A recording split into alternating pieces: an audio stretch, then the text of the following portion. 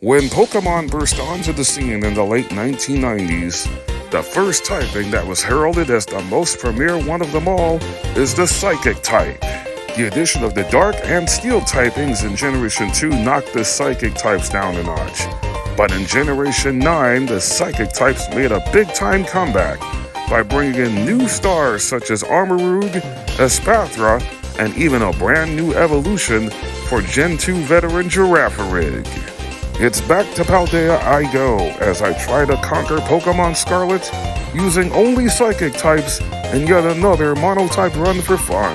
Hi there, this is JKS Plays here, welcoming you to another Monotype run for fun in Generation 9. Even though this is not a hardcore Nuzlocke, I will try to make this as fun and enjoyable for me as the player, as well as interesting and enjoyable for you as the viewer. Here are all the ground rules I set on screen, which will be explained even more fully in the description down below. And with all the preliminaries done, it's time to make some magic. For this Scarlet Psychic run, I enroll in the Raja Academy once again as a female avatar, giving her the same hair color to match the lavender hair color of my favorite gym leader in this region, who also just so happens to master Psychic types. None of the starters gained Psychic as a secondary typing, but I chose Fuecoco, that way Nemona has a fully evolved Dark type and Meowscarada for the later matchups. Just like my Violet Fairy only run, the first Pokemon I catch is my favorite of all time, Ralts. I was okay with it being a male or a female, regardless of which one came first, and it ended up being a female with the Psychic Tera and a speed-boosting nature, which means I won't be able to have Gallade in this run, and I'll have my favorite Pokemon Gardevoir instead. And that takes care of my early dilemma for this run.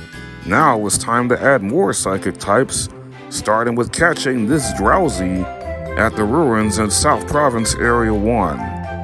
That's 2 Psychic types on my team already, before I reached the awesome city of Mesagoza, the largest city in all of the Paldea region. After unlocking all 3 stories and starting another treasure hunt that unlocks the ability to hatch eggs via picnics, and I went right to work at hatching this Pokemon Scarlet and Violet Indigo Disc exclusive, the Psychic and Dark type NK. I also went ahead and hatched 3 more Indigo Disc exclusive Pokemon, like this Solosis, this female Esper, and one of my favorite pseudo-legendaries of all time from the Hoenn region, Beldum. And since Beldum only knows Tackle in the later generations until it evolves into Metang at level 20, it'll be a while for the future Metagross to really get going and go on a destructive tear. Now I'm focused on getting Pokemon that I know that can contribute right now, like this Charcadet. After using a Luxury Ball to catch one of my top 5 favorite Pokemon in this generation, it was a slight bit disturbing to see that this Charcadet came with the attack-boosting, speed-lowering Brave nature. If this was Pokemon Violet, I would have been properly okay with that. You'll see exactly why I wasn't the moment I catch this Bronzor. In order to evolve Charcadet in Pokemon Scarlet, you must have to retrieve 10 Bronzor fragments by either auto-battling or battling Bronzor or Bronzong. Then you have to head all the way over to Zapapico and meet up with this trader to trade him 10 Bronzor fragments for an auspicious armor, which is what you need to evolve Charcadet in Pokemon Scarlet into the Fire Psychic Special Attacking Behemoth, Armarouge. Armarouge gets 2 fantastic moves upon evolution, being the Fire Special Attack Mystical Fire that lowers the opposing Pokemon special attack by a stage, and the Psychic Attack Psyshock, which does physical damage even though it's a special attack. While still in the area, I got a Power Gem TM, and coming back over to Cortundo to catch an Eevee. You have to love on Eevee during the daytime by getting its friendship to max level, and I did so by washing the EV in picnics. And once you see at least 3 hearts fly over its head, Eevee will evolve during the daytime into Espeon. I'm finally ready, along with my Psychic types, to get our first badge in this run. One of the 3 weaknesses that Psychic types suffer is against Bug types, which is why I had to take that long trek all the way up to Zapapico to get myself an Armarouge.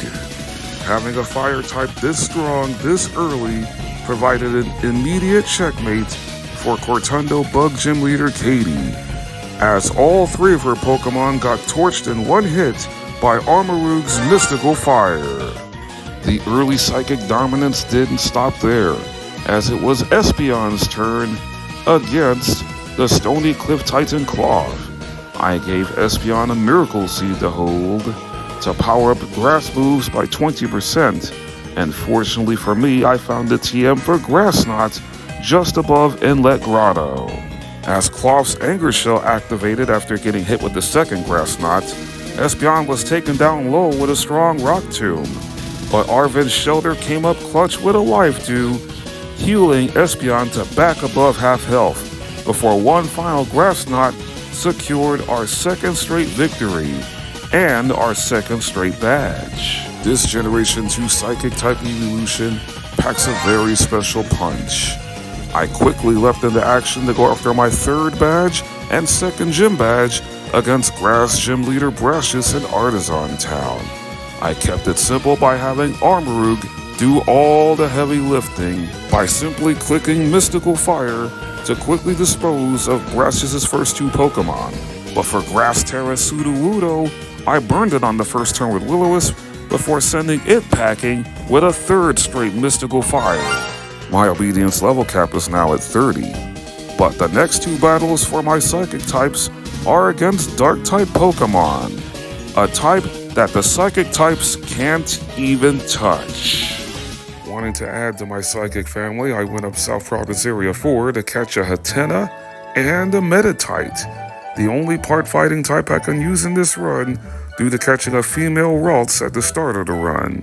Monotype has the Pure Power ability, which doubles Monotype's attack stat, which may prove handy later on. My next big get in this run happens to be this Girafarig. Picking up Girafarig is important considering it's also a normal type, which has immunity to one of the Psychic type's weaknesses being Ghost.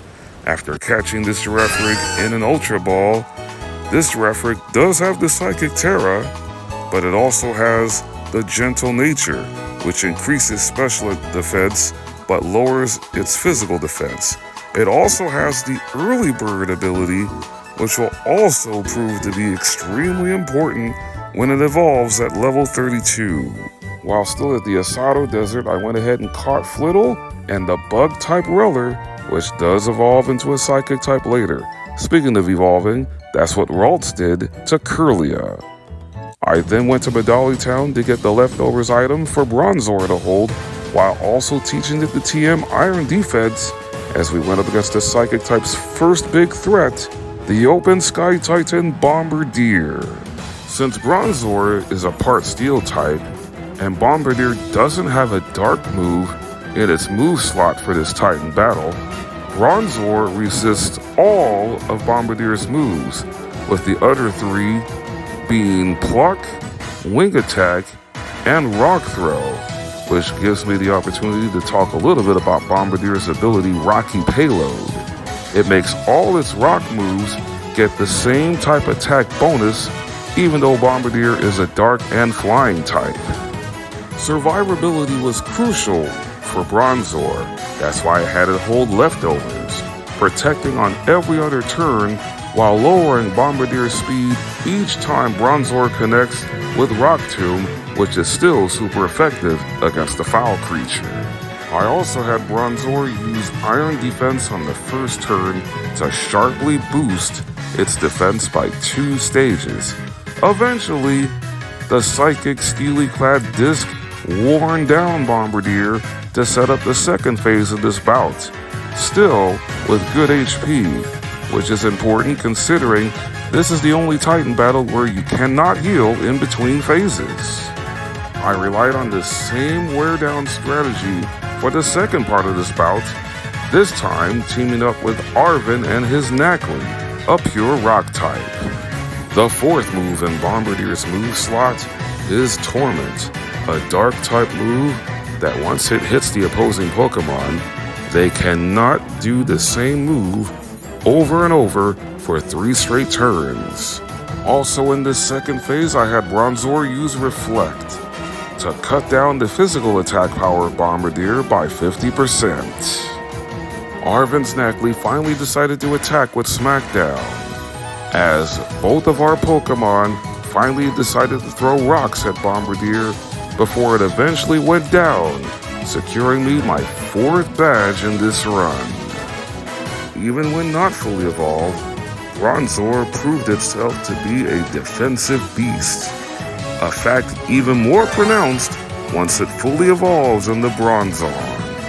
While traveling around Paldea, Beldum finally evolved into Metang, and while picking up some TMs, I found a non-shiny Psychic, and for the second time in a Monotype run for fun, it ended up being a shiny Mareep. That means I must hunt for and eventually catch a shiny Psychic type. But before I even get there, we have some serious business to take care of, and that is raiding the second squad of Team Star and taking down its leader, Dark-type Master DJ Vice, better known as Giacomo. I had Armarouge lead off this fight in a mighty way by immediately eradicating Giacomo's first Pokemon Poniard with the super effective Mystical Fire, which means now we have to take on the second Starmobile, which can do massive damage to my Psychic types with Wicked Torque. I swapped out Armarouge for Kirlia to reverse the Intimidate that Armarouge took and dropped it right back on the Starmobile because of Kirlia's traceability. But Kirlia immediately got put to sleep after being struck with Wicked Torque, subbing Kirlia out and bringing in the Fighting-type Pure Power Metatite. A neutral Snarl took off over half of Metatite's HP because of the Metal Sound lowering Metatite's special defense by 2, before Metatite healed it all the way back up by striking back with Drain Punch. I terrestrialized Metatite into Tera Fighting, that way Snarl did less damage, and Drain Punch did even more back to the Starmobile. The Starmobile then switched up its plan of attack by hitting with Swift, but it was too little too late, as a final Drain Punch from Metatite scored a relatively decisive victory over Giacomo, and the Psychic types rule over Dark on this exchange, giving me my 5th badge in the run.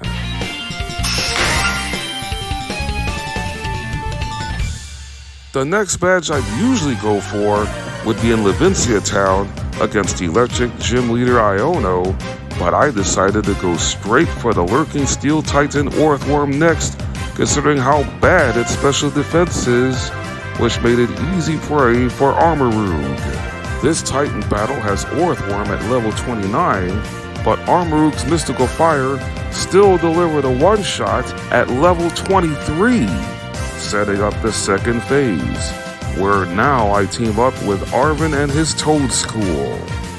And since Orthworm's HP gets a boost due to eating Herba Mystica, I decided to terrestrialize Armarouge for more firepower. Orthworm tried to be as annoying as ever by using Wrap, which will do passive damage for a few turns. I retaliated by having Armarouge burn Orthworm with Will-O-Wisp to cut in half the attack power. Arven missed with Toadschool Supersonic, and after Orthworm set up a Sandstorm, it was still all about Armarouge, as that double-stab Tera Mystical Fire took Orthworm deep into the red. Not even the combination of Wrap, the Sandstorm, or the Headbutt from Orthworm could take Armarouge's HP down to less than half, as Arven's Toadschool got the final KO with Hex, which was powered up by the fact that Orthworm was suffering from burn damage caused by Armarouge's Will-O-Wisp. I'm now at 6 badges, with still plenty of work to be done. I now took on the supercharged streamer Iono in pursuit of my third gym badge, leading with Espeon against Iono's first Pokemon, Watchroll, who quickly got knocked out of the sky with a power gem. Since Luxio came in next threatening with Bite, I decided to bring in Kirlia to drop and intimidate right back at Luxio due to the trace ability. I then used Charm to lower Luxio's attack down by 2 more stages before being paralyzed by Spark, but I came prepared and giving Kirlia a Cherry Berry to cure itself. From there, I just simply had Kirlia trade attacks for the next 3 turns, not being paralyzed by Luxio's Spark on the next 2 turns while gradually healing with Draining Kiss, before using a third Draining Kiss to knock Luxio out. I next subbed in Bronzor to do combat against Iono's most bulkiest Pokemon, the avocado-colored amphibian Bellibolt. I used Iron Defense to increase Bronzor's defense by 2, forcing Bellibolt to switch up from Spark to the special attack Water Gun. But after hitting Bellibolt with Extra Sensory, it activated Bellibolt's Electromorphosis to power up its electric-type attacks even further, so it went back to Spark once again. And once Bronzor was brought down to 11 HP, I swapped in Armarouge to clean things up with Mystical Fire, finally solving the Bellibolt problem, but also raising an even bigger problem now that Iono was down to her last Pokemon, Electric Tera Mismagius. And because Mismagius is truly a ghost type, it gets rid of all its weaknesses by terastallizing into Tera Electric and the fact that it has the Levitate ability. So for my counter, I brought Espeon back into action, terastallizing Espeon into a Tera Normal type to avoid being nailed by a super effective Hex. I used Fake Tears twice to lower Mismagius' special defense to a -4 before Mismagius retaliated with Charge Beam, which unfortunately got a special attack boost. Espeon got back to full health with a Draining Kiss before Mismagius' second Charge Beam crits and got another special attack boost. However, Espeon's second Draining Kiss was just enough to end this fight. In my opinion, this gym battle with Iono is the toughest gym battle in all of Scarlet and Violet, so I'm glad to get this one out of the way, and now the obedience threshold level cap jumps up to 35. I next targeted the Team Starfire base, so I wanted to go to the Levincia Beach to find one of 3 water psychic types that appear in this area. Unfortunately, this shiny Finizen isn't one of them. So that means, as per my Monotype Run for Fun rules, I have to hunt for 2 shiny psychic types, which doesn't bother me at all. One of 3 Pokemon that I was actually looking for was either Bruxish, Slowpoke, or the option that actually barged into me. It's a Vaulted Veluza. After catching this Veluza in a dive ball, I had one of my main counters in taking down Team Starfire leader Mela. You know the song and dance by now. Get a Pokemon that knows Rain Dance and use it on turn 1 to immediately shut down Torkoal's Drought ability. Which is exactly what I do on the first turn with Veluza, which cut down the attack power of Torkoal's Flame Wheel, a move Mela always likes to use on the opening turn of this battle. I then had Veluza use its signature setup move, Flailway, which increases both of Veluza's attack stats and speed by 2 stages, but the big drawback is that it also costs Veluza half of its HP. All those boosts got wiped out by Torkoal's Clear Smog, so I simply had Veluza send it and use an Aqua Cutter and then a priority Aqua Jet to finish Torkoal off. Veluza was low on HP, so I made the conscious substitution and bringing in Atlanta the Armarouge to face off against the Shudder Starmobile, which is the perfect counter, considering Armarouge cannot be hit by fire-type moves because of its Flash Fire ability. So the only move that Armarouge can be hit by from the Starmobile is the special attack normal move Swift. In order to weaken the Starmobile's special attack stat even further, I had Armarouge use the less effective Mystical Fire to gradually chip away at that large health bar. The only other thing Mela can do to Armarouge is lower its physical defense by 2 with Screech, and as the rain stopped, the Starmobile's special attack was at a -5, and Mela inexplicably used Blazing Torque to give Armarouge another boost for one final Mystical Fire to lower the special attack of the Starmobile to a full -6. Armarouge finally got the Starmobile down to red health with back-to-back Psyshock attacks. And once Mela used Swift for the final time, Armarouge scored the victory with Aura Sphere, a fighting special attack TM that I found while in the land of Kitakami for the Teal Mask DLC. Now an owner of 8 badges, I made 3 timely evolutions with the obedience level cap still at 35. Bronzor evolved into Bronzong. I finally had my Gardevoir, but the most important evolution came right here. Girafarig learns Twin Beam at level 32. All you have to do is make sure it knows Twin Beam in order for Girafarig to get its brand new, long overdue Gen 9 evolution, the long-necked giraffe, Farigiraf. Whenever you catch a wild Girafarig in Scarlet and Violet with the early bird ability, it turns into Armored Tail, the signature ability of Farigiraf. Whenever an opponent uses a move with increased priority that targets the Pokemon with Armored Tail or its allies, Armored Tail completely blocks the Pokemon from executing that move. This ability will no doubt play a massive role in a future gym battle in the second half of this run. But we're almost done with the first half, as I go after my 4th gym badge in Kaskarafa Town, going up against Water Gym Leader Kofu, who has his own Volton Veluza. I used my new fully evolved Gardevoir to take Veluza down with the combination of Thunderbolt and Energy Ball. The Speed Demon Wug trio could not get a flinch with Headbutt before it also got zapped in one hit with Gardevoir's second Thunderbolt of this bout. And just like my previous gym battle against Iono, I brought in Espeon to close things out against Kofu's hard-hitting ace Pokemon, Water Tera Crabominable. My goal against this Alola region powerhouse was to lower its attack stat as much as I could by turning on Espeon's charm. The Crab Hammer was coming, but the first attempt swung on and missed, enabling for Espeon to lower its attack stat to a -4 with a second charm. I then had Espeon lower Crabominable's already atrocious special defense stat by 2 with Fake Tears in order for Espeon to get the one-turn nuke with this powerful Grass Knot. A move that doesn't have standard base power, but its damage is calculated based on the weight of the target. And since Crabominable is basically a giant crab, of course it's a one-shot. I now have 4 gym badges and 9 badges overall, and the obedience level cap has risen to 40. Before taking on the Team Star Poison base next, I evolved Flittle into Espathra. And upon evolution, Espathra learns its signature move Lumina Crash, a powerful psychic special attack that lowers the opposing Pokemon's special defense by 2 stages each time.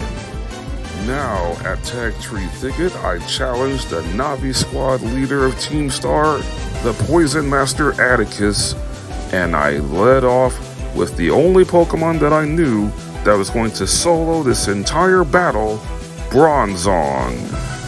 Being a part Steel type that's immune to poison, while also being a defensive tank, Bronzong was the perfect counter to all of Atticus's Pokemon, especially against Atticus's elite Pokemon Skuntank, which only knows 2 toxic moves and the dark move Sucker Punch, which I stalled Skuntank into using all 5 attacks of Sucker Punch by simply setting up Stealth Rocks and increasing Bronzong's defense to a +6 by using Iron Defense 3 times before getting rid of Skuntank with Body Press.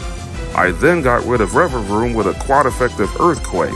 Atticus's penultimate Pokemon before the Starmobile, which is Muck, lowered the accuracy twice of Bronzong by hitting 2 Mud Slaps, but Bronzong was still able to connect with both an Earthquake and a Body Press before Atticus called on the power of the Navi Starmobile. This Bronzong that I caught as a Bronzor had the Heat-Proof ability, which halves the damage done by Fire-type attacks, including the Starmobile's Flame Charge, which was only taking off 4 hit points each time without a crit, considering Bronzong is already at a +6 in its defense stat. And Bronzong was dealing damage without attacking, considering I had Bronzong hold the Rocky Helmet. The Rocky Helmet damage combined with 2 Earthquakes was more than enough to send the 3rd Team Starmobile into the junkyard. Now you can see why I nicknamed Bronzong Philadelphia, because Atticus simply cannot crack this bulky bell. Now with 10 badges, I was preparing to go for my 11th by doing some Terra Raid grinding. And just when I popped out of a den in East Province Area 2, I was due for one stunning surprise.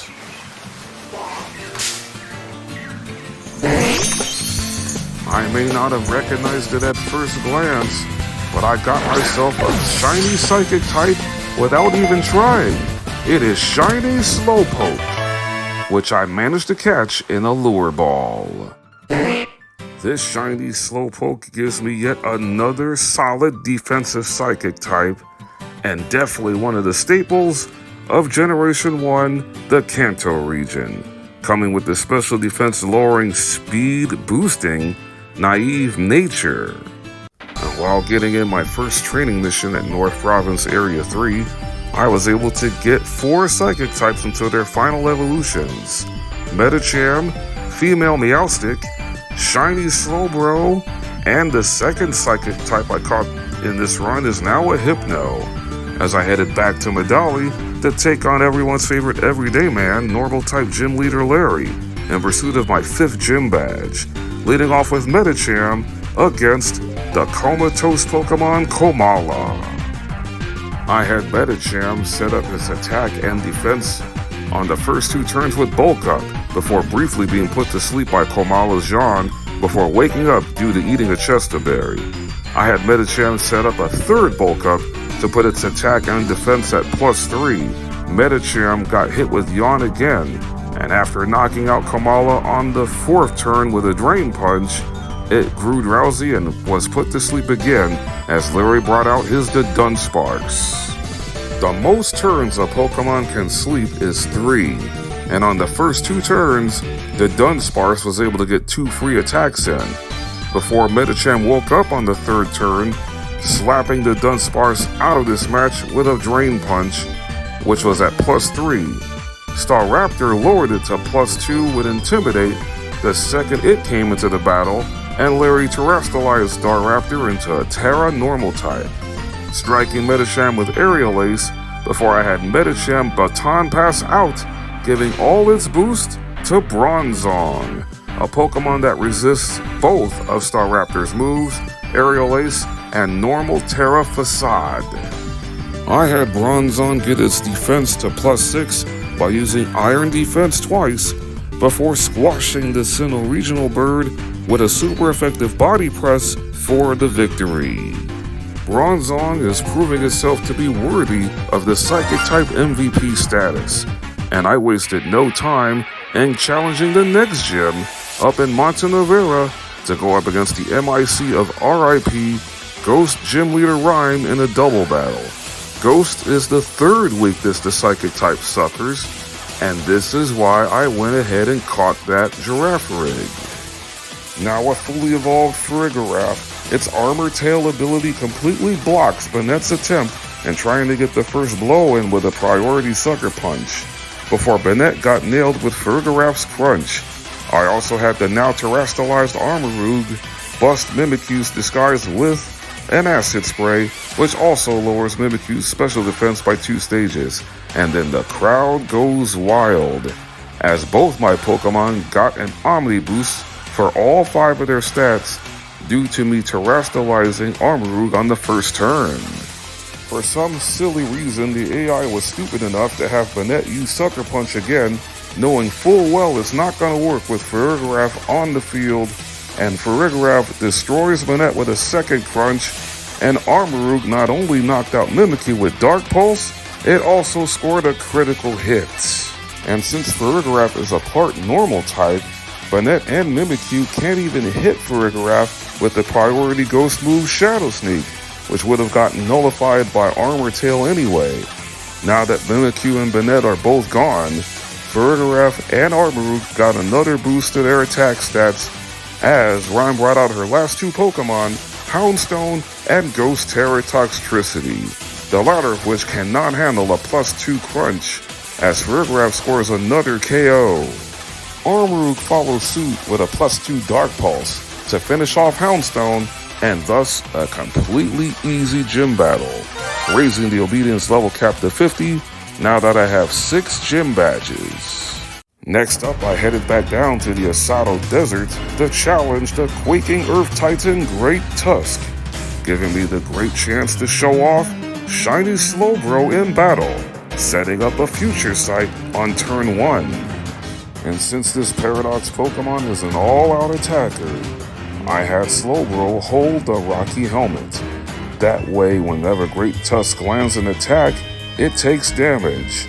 And on the third turn after healing up twice with Slack Off, Great Tusk gets nailed by the Future Sight. For the second phase of this Titan bout, I terrestrialized Shiny Slowbro into a Terra Psychic type. This time, Arven and his Scovillain proved to be a valuable tag team partner, partially lowering the ancient Donphan's speed with Scary Face. I had Slowbro hit Great Tusk with a Yawn, which will put Great Tusk to sleep on the second turn. The combination of damage done by Rocky Helmet and Scovillain's Razor Leaf was doing sizable damage, and the second Great Tusk started snoozing, it took itself completely out of this match. Then after healing up a bit with Slack Off, I had Slowbro go for the opportunistic knockout, sealing the deal with the water special attack, Surf. My Psychic types are on a roll, with 13 badges claimed. With my next challenge drawing near, I decided to evolve some more Psychic types. By holding the Nintendo Switch upside down, I evolved Inkay into Malamar. The Solosis egg I hatched now finally becomes fruitful as it evolves into its final evolution, Reuniclus. Hatenna's middle stage evolution, Hatterene, will now gain the Fairy typing as it evolves into its final stage, Hatterene. And my Psychic Pseudo-Legendary, that's also a Steel type, finally evolves into Metagross. And after taking the 1,000 steps needed in a row, Rowlet finally evolves into the Psychic Bug, Rabsca. I then headed up to Alfrenada Town to go after my 7th gym badge against my favorite gym leader in all of the Paldea region, Tulip. Paldea's top model also specializes in the art of using Psychic-type Pokemon in battle, and I was determined to take that title away from her as the best Psychic Pokemon master in all of the Paldea region. Let this perpetual Psychic-type mirror match begin. Tulip leads off with her own Farigiraf, which also has the Armor Tail ability. So I decided to throw at her Armarouge with Dark Pulse. The first one scored a flinch, which not allowed for Farigiraf to make a single move considering it does have Crunch, as the second Dark Pulse finished Farigiraf off. Tulip tried to throw me off course by bringing out his Spathra second because it has the Ghost Special Attack Shadow Ball. This gave me the chance to give Rabsca its chance, and the bug delivered by taking a Spathra out with 2 consecutive bug bites. Speaking of Shadow Ball, that's the TM you get for beating Rhyme in Montenevera. And of course, I taught it to my own Gardevoir, and yet another mirror match against Tulip's Gardevoir. Wearing the Assault Vest, my Gardevoir confidently took a dazzling gleam from Tulip's Gardevoir before scoring yet another victory with a second Shadow Ball, proving that my Gardevoir is the more superior one. And it learns its most powerful Fairy stab move, Moonblast, at level 49. For the final showdown in this gym battle, I brought out Malamar to square off against Tulip's ace, Psychic Tera Florges, which is a Fairy type. which is exactly why I terrestrialized Malamar into a Tera Psychic type to eliminate its dark weakness to Fairy-type moves, which in this case, Florges has a stinging Moonblast. But speaking of stinging, Florges got stung by a now super effective Night Slash before striking back with a powerful Moonblast. However, Malamar won this Psychic Mirror match for me by leveling Florges with a critical hit Night Slash. Tulip's most prized student has now become the teacher that I am the ultimate master of Psychic types in Generation 9. Tulip may have lost this battle to me, but she still ended up being a true winner because of how sportsmanlike she was. Even so much that she wanted to take me under her wing, something that I will definitely consider as I take my 7th gym badge and the obedience threshold level cap is now at 55.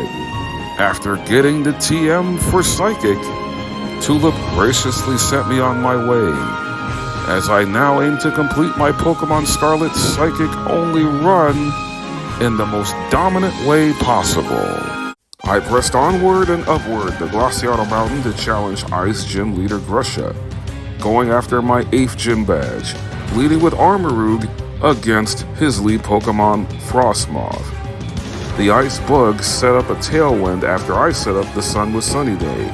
Armarouge then eliminated Frostmoth with a Quadriflective Flame Charge, which also boosts the speed of Armarouge. I needed Armarouge's speed to be built up in order to take out Beartic on the first turn with a Flamethrower. I decided to switch Armarouge out and bring in Medicham to go up against Titan. After taking an Ice Spinner, which is why Titan was faster on the last turn of Tailwind, 2 consecutive Drain Punches put Titan down for the count. I made one final substitution in order for me to allow the debut of Dallas the Metagross to finish off this fight against Grusha's ace Pokemon, Ice Tera Altaria, which was faster and struck with a Hurricane that thankfully didn't confuse Metagross, who retaliated by destroying Altaria with an Iron Head, securing the win and my 8th and final gym badge, completely maxing out the obedience level cap that I will freeze at level 75, qualifying for the Pokemon League. I also went out and caught a couple more Psychic types like Gothorita and in Kitakami, Chingling. And remembering that I found 2 shiny non-Psychic types, already with 1 shiny Psychic on my team in Slowbro, I had a mass outbreak set up to find another shiny Psychic type to even things up. And what I found was a Pokemon that I will definitely use in the later part of the run. Not sure how much time I will use it, but there you see it. It's Shiny Spoink.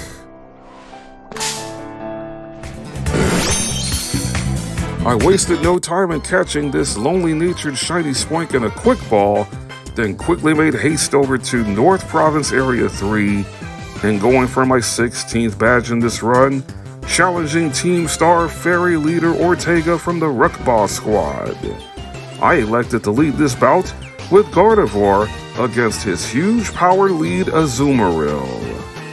The dangerous combination of Energy Ball followed by a Thunderbolt put Azumarill down, allowing for me to turn things over for the first time in this run to Espathra, who made a great first impression right out of the gate and nuking Wigglytuff out of this match with a critical hit Flash Cannon for the 1-hit KO.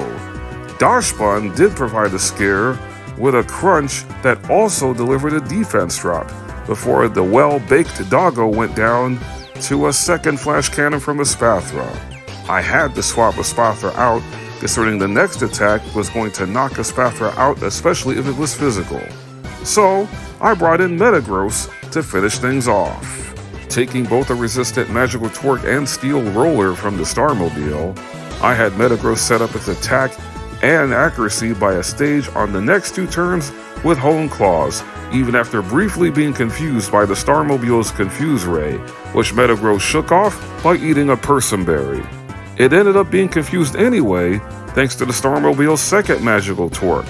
But Metagross is mentally tough, striking back with a devastating Iron Head for massive damage, breaking through confusion again on the next turn to finish off the Starmobile and this fight with a priority Bullet Punch. Now with 16 badges, I enlisted a couple more Psychic-type recruits, catching a female Indeedee and a Pokemon that's not even a Psychic-type just yet in the Sheer Force Rufflet. I think you know exactly where this is headed, as I evolved Gothorita into Gothitelle. And I also evolved Shiny Spoink into Grumpig. Through Pokemon home organizing, I briefly put Rufflet into Pokemon Legends Arceus, made sure I leveled it up to level 54 while in the Hisui region. That way Rufflet evolves into the cooler looking Hisuian version of Braviary. Now I am completely zoned in for the final home stretch as I headed up Casseroy Lake to take on and take down the False Dragon Titan Dondozo, which Gardevoir made a complete joke of a fight thanks to a flurry of Thunderbolts and Energy Balls on the first two phases. Then for the final part of this bout against Tatsugiri, I switched out Gardevoir in favor of another Psychic and Fairy type, Hatterene, who was able to do some major work with a couple of dazzling gleams before Arven's Greedent got the final KO with a takedown. I have now conquered all 5 Titans and own 17 badges. I decided to make one more evolution through High Friendship, evolving Chingling into Chimecho before heading up North Province Area 2 through the Bamboo Forest to challenge Cap Squad leader of Team Star, Airy, a master of fighting types, which gives me and my Psychic types the type advantage. Toxicroak only has 5 power points with Sucker Punch, just like Atticus' Skuntank, and that's why I had female Indeedee take the lead for my team and building up its special attack and special defense by 1 stage each on the first 5 turns by using Calm Mind. On the next turn, I completely maxed out Indeedee's special stats before taking a neutral Brick Break due to Indeedee also being a normal type Pokemon. On turn 7, I had Indeedee set up a Psychic Terrain that will last for the next 5 turns, and after surviving Toxicroak's Poison Jab deep into the orange and gaining some HP back with leftovers, I had Indeedee Baton Pass out to Armarouge, which means now Armarouge has all the special boosts. Armarouge then quickly obliterates Toxicroak with a quad-effective Expanding Force, a powerful base 80 Psychic special attack that normally targets a singular Pokemon. But if Psychic Terrain is in effect and the user is grounded upon its execution, Expanding Force gets a 1.5 power increase in addition to the usual 1.3 bonus from the terrain itself. Armarouge used Flamethrower to get rid of Lucario, then wiped out Passimian and Annihilate with back-to-back Expanding Forces, before I subbed out Armarouge and brought out my newest Psychic type to the family in Hisuian Braviary. And since this Hisuian regional form of Braviary Quadrus is fighting, Airy had no choice but to try to power up the Starmobile with Shift Gear, but it was too little too late, as 2 straight Sheer Force Life Orb boosted Esper Wing attacks was more than enough to bring this Starmobile down to a crashing halt. And with that spectacular finish, my Psychic types and I now have all 18 badges in our possession. And now we can start preparing for the final 10 battles of this run. For the home stretch of this Pokemon Scarlet Psychic only run, I elected to go after Arven and complete the Path of Legends story first. Medicham scored the first KO of this bout by defeating Greedent with the combination of Drain Punch and Fire Punch. Armarouge smoked Toedscruel with Flamethrower. After softening Garganacl's special defense by 2 with Fake Tears, Gothitelle eliminated the Minecraft Pokemon with Energy Ball. Hisuian Braviary eliminated Scovillain with Air Slash, and Gardevoir zapped Cloyster with Thunderbolt before finishing off the fight by defeating Arven's Mabosstiff with Moonblast. Mabosstiff nearly took out Shiny Slowbro with Crunch, before I subbed in Gardevoir to close out the Path of Legend story. Next up, I took a ride down Starfall Street and facing off against Director Clavel in front of the Naraja Academy entrance, and this was a pretty eventful fight. 2 Night Slashes from Malamar got rid of Oranguru, forcing Clavel to call upon Abomasnow, who likes to set up the snow when it enters because of its snow warning ability, but due to Gardevoir's trace ability, it set up snow warning for Abomasnow, only to have Gardevoir wipe it out completely with Sunny Day, which also cost Abomasnow's Aurora Veil to fail. And thanks to Gardevoir's troll job, Abomasnow was done for after it got knocked out by a quad-effective mystical fire. With the sun still up, my confidence in this bout quickly led to some carelessness when Clavel subbed in Houndoom. Fearing for the Sludge Bomb, I briefly kept Gardevoir in, then subbed her out and brought in Medicham. Thinking that a Sludge Bomb was coming, Houndoom opted for a sun-boosted Fire Blast. Yow! That was close.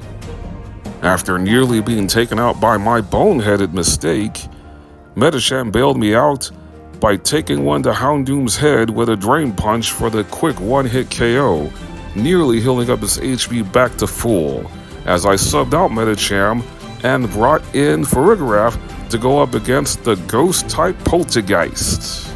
Crunch only took off half of Poltergeist HP due to being burned by Will-O-Wisp, but the AI completely forgot that Sucker Punch doesn't work against a Pokemon with Armor Tail, allowing for Farigiraf to get a completely free knockout with a second Crunch. Down to his last 2 Pokemon, Clavel then subbed in the Grass and Poison type Amoonguss, who promptly got sent back into its Pokeball after being one-shot by a Zen Headbutt from Metagross. And considering I picked Fuecoco at the start of the game, that means Clavel will have the final evolution of the starter Pokemon that is the strongest against the starter you picked. In this case, it is Water Tera Quaquaval. So, my best counter was bringing in my own Water type in Shiny Slowbro. I had Slowbro hold the Rocky Helmet, that way Quaquaval will not get self-silly and do damage to itself whenever it landed an attack on Slowbro. And I also used Yawn on the first turn, which means Quaquaval will be sleeping after the second turn is finished. And on every turn that Quaquaval is sleeping, I use Chilling Water, the TM given to me after defeating Kofu in Cascarapha Town, to lower Quaquaval's attack by a stage, also healing up with Slack Off. Amazingly, I got fortunate as Quaquaval slept for 3 straight turns, and when it finally woke up, Slowbro knocks out the Dancing Peacock with Psychic. Against Penny and her team of evolutions, I had Medicham lead things off and convincingly polish off Umbreon with a Pure Power Muscle Band boosted critical hit close combat. Flareon came out next for Penny, so I decided to bring out Veluza for the first time since the battle against the Team Starfire base, as it one-shot Flareon with Liquidation. Predictably, Penny subbed in Jolteon, who struck Metagross with a powerful Thunder attack, before it got destroyed by Earthquake. I brought out Gothitelle next to do combat against Penny's 4th evolution, the Water-type Flareon, who made a massive mistake in using Babydoll Eyes, which lowered the attack stat of Gothitelle, only to boost Gothitelle's special attack by 2 stages due to her competitive ability. After Vaporeon got eliminated by Gothitelle's Thunderbolt, Leafeon came in with the Bug physical attack X-Scissor, so I promptly subbed in Armarouge to scorch Leafeon out of here with a Flamethrower. At long last, this is my chance to make it up to all the Espeon fans out there that might have been upset that I went with Glaceon when I evolved my Eevee in my Pokémon Scarlet starter-only run a few months ago, as I had Espeon close things out against Penny's ace Pokemon and her own #1 evolution, Fairy Tera Sylveon, who does threaten Psychic types with Shadow Ball, which is why I terrestrialized Espeon into a Tera Normal type, which made Shadow Ball ineffective, considering ghost attacks can't hit normal type Pokemon. A true standoff was now at hand after Sylveon hit its powerful Moonblast. A second draining kiss from Espeon ended this fight. Espeon is now responsible for the final KO of the Stony Cliff Titan, 2 Paldea Gems, and the final battle that closes out the Starfall Street story. Before heading over to the Pokemon League, I weighed every single one of my plethora of options very carefully. Even though the Psychic types have no clear-cut advantage, they are evenly matched against 3/4 of the Elite Four. The only one where the Psychic types are not evenly matched with is against Poppy, considering Steel resists Psychic. However, every single Elite Four member has at least one Pokemon that can do some severe damage to my Psychic types. Not to mention top champion Geeta herself has a King Gambit, a Dark and Steel type that absolutely feasts on Psychic Pokemon. Still, I came into that room with a battle plan that I was not going to deviate from, especially against the first member of the Elite Four, Rika, a master of ground types. I decided to lead with Bronzong against Rika's first Pokemon, the water and ground type Whiscash. The plan was simple. Have Bronzong set up Stealth Rock on the first turn to break the sturdy of one of Rika's Pokemon, even though Bronzong had to take a super effective Earth Power from Whiscash before releasing the Stealth Rocks. I immediately subbed out Bronzong and brought in Gothitelle to confidently take the next Earth Power attack. Gothitelle unleashed a quad-effective Grass Knot before being struck by a critical hit Muddy Water in response. After Whiscash went down to a second Grass Knot, I subbed out Gothitelle and brought in Espathra to deal with Rika's fastest Pokemon Dugtrio, who set up a Sandstorm to set up its Sand Veil ability. But Espathra was still on target with an Energy Ball for the one-hit KO. After Espathra took Sandstorm damage, I brought in Veluza to go up against Rika's third Pokemon, Camerupt, a Fire and Ground type, meaning that the Camel is quad weak to water moves like Veluza's Liquidation. I brought out a second water type in Shiny Slowbro to deal with the Pokemon I set up the Stealth Rocks for in the first place, the sturdy Donphan. The Earthquake from the Elephant barely tickled Slowbro, and now that the sturdy is broken, Surf is a one-shot, leaving Rika with just one more Pokemon, her ace, Ground Tera Clodsire. I knew going in that it was going to take more than one of my Pokemon to get the job done against Clodsire, who loves to protect stall while poisoning opponents with Toxic, and true to form, it used Protect on the first turn against Espathra so that it took extra Sandstorm damage and dodged the first Energy Ball. Espathra connected on the next turn, getting the clutch special defense drop before getting poisoned by Toxic. And knowing that Clodsire is going to Protect on the next turn, I wanted to save Espathra for future battles by subbing out the Ostrich and bringing back in Gothitelle to finish off the bout. And with Clodsire's special defense now at a -2, the third and final Grass Knot from Gothitelle secured the first victory in the Elite Four. Up next in the Elite Four is the previously mentioned Poppy, but unfortunately for her, I had several counters to take down all of her Pokemon, with the first victim being Caporaja, who got melted unceremoniously by Armarouge's signature move, Armor Cannon, a powerful fire-type special attack that lowers the user's defenses by a stage after each time that connects on the opposing Pokemon. And since Poppy's own Bronzong has both Earthquake and Rock Blast, I subbed in Farigiraf, delivering a powerful crunch that got a defense drop. And Bronzong further hurt itself by striking the Rocky Helmet holding long-necked Giraffe with an Iron Head before going down to a second crunch. As far as Corviknight is concerned, I gambled and paid off big time by having Gothitelle put Corviknight to sleep with the 60% accurate hypnosis. The Galar Regional Bird was no longer an issue after it gets fried by back-to-back magnet-boosted Thunderbolts from Gothitelle. I then summoned in my own Steel type in Metagross to do combat against Poppy's fourth Pokemon Magnezone. Metagross doubled up with Earthquake to take Magnezone out, considering the first one brought Magnezone down to its 30. All Poppy had left now was her ace Steel Tera Tinkaton, which has her signature move Gigaton Hammer, and can strike my Medicham for super effective damage with the fairy move Play Rough. When you look at the base stats of these two Pokemon, Tinkaton is faster than Medicham, which is why I gave the pure power punching specialist from Hoenn the Choice Scarf before pummeling Tinkaton into submission with this double stab Terra boosted close combats. Nice try, Poppy. Better luck next time. Now for the rematch with Larry, now an Elite Four leader with a flying type team, starting with his lead, Tropheus.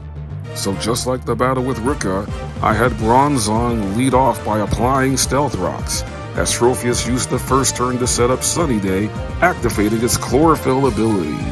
After taking the resistant Dragon Pulse, I had Bronzong go on the aggressive and deleting Tropheus with a quad-effective Ice Spinner, which also landed a crit.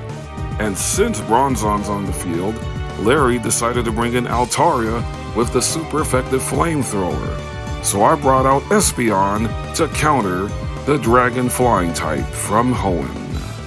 I had Espeon soften the special defense of Altaria with Fake Tears before securing the KO with a second Draining Kiss, which forced Larry to bring out the intimidating Staraptor third.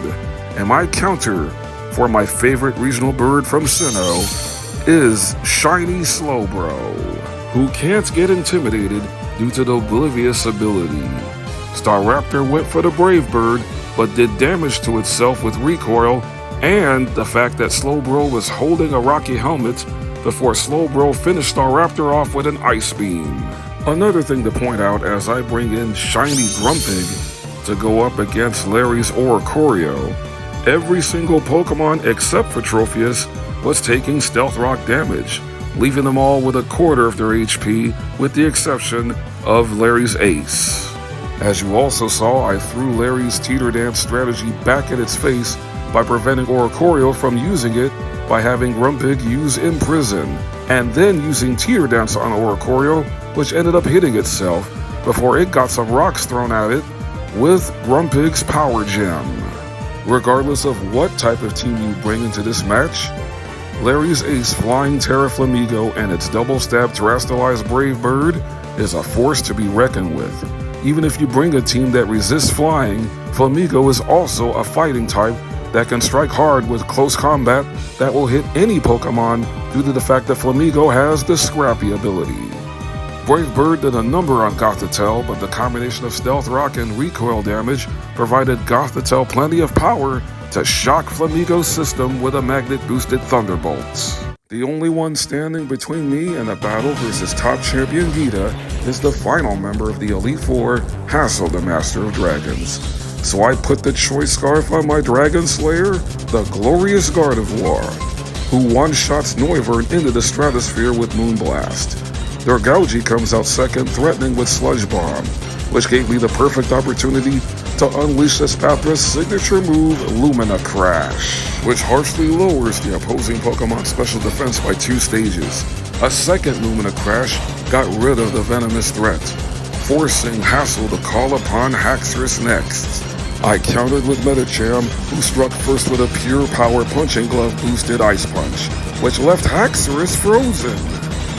This is the second time in any of my Monotype runs for fun where I used an ice move to freeze one of Hassel's dragons. This time, it caused Haxorus to take a fall. And now Hassel brings in Flapple, who struck Hatterene with a critical hit Seed Bomb before Hatterene retaliated by critting right back with a dazzling gleam. Everything fell apart at the seams for Hassel, as he's now down to his ace, Dragon Tera Baxcalibur. So I made the easy choice in bringing back in the Choice Scarf holding Gardevoir to conclude matters, while also terastallizing Gardevoir into a Terra Fairy type. I once took too lightly the speed of Baxcalibur in one of my Monotype runs, That's why I had the choice scarf on Gardevoir to not let it happen here, virtually guaranteeing victory with a double stab terrestrialized Moonblast. Down goes the Elite Four, and it's once again champion time. My last 4 Pokémon Scarlet and Violet Monotype runs for fun ended deathless, and now I look to do it for a 5th straight time with these 6 Psychic types. Boston, the Farigiraf, wearing a choice scarf. Los Angeles, my beloved Gardevoir, wearing a pair of wise glasses. Dallas, the Metagross, wearing a metal coat. New York, the Hisuian Braviary, holding the Life Orb. Atlanta, the Armarouge, holding a piece of charcoal. And Seattle, the Espeon, with a Hardstone.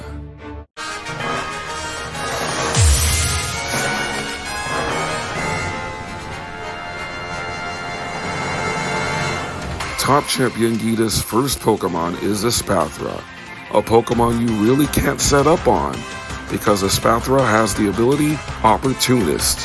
Whenever your Pokemon gets a stat boost, Espathra copies the exact same boost.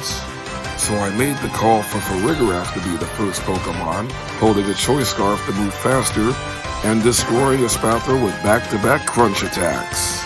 King Gambit came out second, but it's slow as a snail and was reduced to a pile of nothing, courtesy of Armarouge's Armor Cannon. Now that Armarouge's defenses are lowered, Gita sees a potential KO with Avalug's Earthquake, so I hard countered with Espeon, who proceeded to one-shot the Iceberg with a Hardstone boosted Power Gem. Out fourth for Gita was Go-Goat, who gets absolutely swept away in the storm caused by Hisuian Braviary's Hurricane. Gita was rapidly running out of healthy Pokemon, and is now going to be faced with a 6v1 the second her Veluza gets zapped into the middle of next week, courtesy of Gardevoir's Thunderbolt. And now Gita only has her ace Pokemon, Rock, Terra, Glamora left.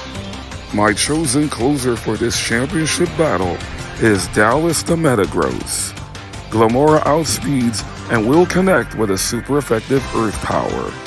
To avoid being hit with a second one, I had Metagross use Magnet Rise, making it temporarily immune to ground-type attacks. Glamora then connected with its double-stab Rock Terra Blast before it gets absolutely annihilated by the mighty Metagross's Iron Head.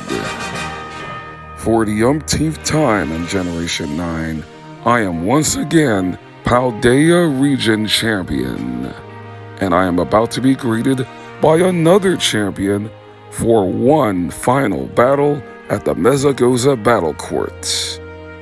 My Psychic types and I were more than ready to make one more statement for all of Paldea to see against fellow champion and battle-hungry neighbor Nemona. Her first Pokemon Lycanroc is fast, but is also frail, as it got dropped in one hit by Metagross's Priority Bullet Punch. I swapped in Gardevoir next to engulf Nemona's second Pokemon, Orthworm, in some mystical flames. Out third for Nemona was Goodra. Instead of keeping Gardevoir in, I brought in Seattle the Espeon instead. After weakening the special defense of Goodra by 2 stages with Fake Tears, I simply traded attacks until Goodra fainted. 2 Draining Kisses from Espeon took Goodra down to the red before the rest of its HP got wiped out by Psychic. Speaking of Psychic, my next Psychic Pokemon is Gothitelle, squaring off against Nemona's trusty Palmot. Its signature Double Shock nearly took off half of Gothitelle's HP away before the Generation 9 Pikachu clone gets dropped by another Psychic attack. A job well done by the Unova region stud, as I made way for one of the Hoenn region standouts, Medicham, who roughed up 3-segmented Dunsparce with close combat. Nemona is now down to her final Pokemon, the starter she chose right after I picked Fuecoco. Her Sprigatito is now fully blossomed into the monstrous Grass and Dark Dual type Meowscarada. The Grass Cat is going to land the first attack, in spite of the fact I had Armarook hold the Choice Scarf to actually be faster. Meowscarada struck with a Shadow Claw that would have been super effective if I didn't terrestrialize Armarook, who earns the final say in this Battle of Champions with this double stab Tera boosted flamethrower. My undefeated streak against Nemona remains intact, and with all three storylines done, it is finally time for the final fight. I have once again reached the finish line, as Arvin calls me to assist him while also recruiting Nemona and Penny, taking a ride down to the great crater of Paldea, on the way home to the deepest depths of Area Zero. The final showdown against Professor AI Sada and her destructive array of past Paradox Pokémon has plenty of checks to Psychic types, like Brute Bonnet, who can strike quickly with Sucker Punch, Fluttermane, who will no doubt be a huge threat with Shadow Ball, her first Pokémon Slitherwing being a part Bug type, and of course her ace, the Dark type Roaring Moon. So far throughout this run, I have yet to lose a Psychic type while completing all three major stories in Pokémon Scarlet. And this is the final test that we aim to pass with flying colors, starting with Hisuian Braviary to combat Slitherwing. An opening lunge attack from the ancient Volcarona did some sizable damage before it got one-shot by Braviary's signature move Esper Wing, which did not have the added effect of having its speed being increased due to Braviary holding a Life Orb. Braviary also didn't suffer Life Orb damage because of the Sheer Force ability, as Sada immediately brought out its next big threat behind Roaring Moon, being the ancient mischievous known as Fluttermane, who struck quickly with Thunderbolt on Farigiraf, my only real counter to Fluttermane, considering Ghost attacks can't hit normal types, and I also prepared for possible paralysis from Thunderbolt by giving Farigiraf a Cherry Berry. I kept Boston in, risking a crit, but the Thunderbolt only left Farigiraf down to 17 HP before Fluttermane was finally eliminated from the equation with Farigiraf's third crunch. Expecting Sada to try to finish Farigiraf off by bringing Brute Bonnet in with a priority Sucker Punch, I swapped out Boston and brought in Atlanta the Armarook, who proceeded to smoke the ancient Among Us like barbecue on a hot summer's day with its signature move Armor Cannon. Now with Armarook's defenses lowered, Sada brought out the Electric Ground Ancient Magneton Sandy Shock's fourth, as I decided to bring in my best counter possible in Metagross. After a strong Earth Power took Metagross down to over half of its HP, Dallas retaliates emphatically with a devastating Earthquake for a one-hit KO on Sandy Shocks. I was now on cruise control as I brought out Maui the shiny Slowbro to go up against Screamtail. Screamtail's attack stat leaves a lot to be desired, and Slowbro completely walls the ancient Jigglypuff defensively, so I had Slowbro hold the Rocky Helmet. That way Screamtail does damage to itself. I also had Slowbro lower its attack occasionally on one turn by one stage with Chilling Water, and healing up every other turn with Slack Off. After one pathetic play rough attack missed, the last round of rough play ended up having Screamtail knocking itself out of the match. And now it was time for the true final showdown, as I brought Los Angeles to Gardevoir to square off against Sada's ace Pokemon, Roaring Moon, a Dark and Dragon type.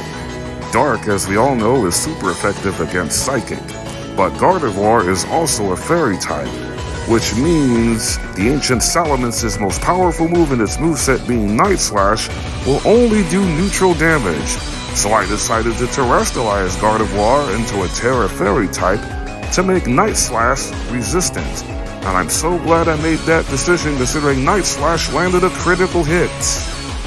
Extra damage was done considering Roaring Moon's attack stat got boosted by 30% by holding a booster energy activating the photosynthesis ability. But all that was for naught, as I had Gardevoir deliver a double-stab terrestrialized Moonblast to finish off a deathless Pokémon Scarlet Psychic-only run. A flawless performance by all the Psychic types I got to use throughout this Monotype run for fun, especially the likes of Gothitelle, Grumpig, Medicham, and even Veluza. And I gained a newfound respect for Bronzong, a defensive tank that can more than hold its weight. And I also hope to do all the Espeon fans justice by showing off Espeon in crucial moments to make up for not choosing Espeon in my Pokémon Scarlet starter-only run. To all of you who took the time out for yourself wanting to view this from the beginning to the end, I sincerely thank you from the bottom of my heart. If you love content like this, be sure to leave a like. And if you are a newcomer to the channel, be sure to click on the subscribe button, because every subscription tells me that I am doing something right and will further inspire me to want to make even more gaming content. Even though Gardevoir is my favorite Pokemon of all time, it is not my favorite Psychic type.